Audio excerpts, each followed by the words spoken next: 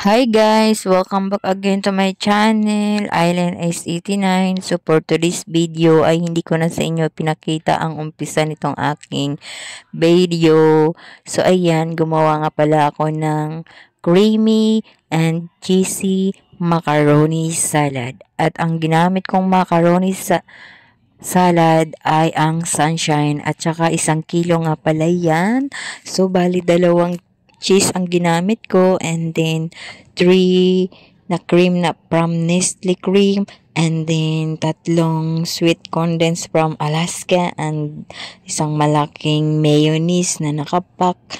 So ayun.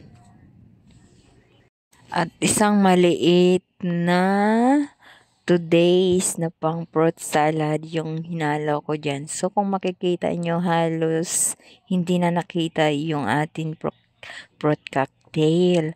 So, ayan, halos for macaroni talaga siya. Pero kitang-kita nyo naman, cheesy and creamy talaga yan. So, kung gusto nyo makita yung ingredients ko, nandito sa huling picture.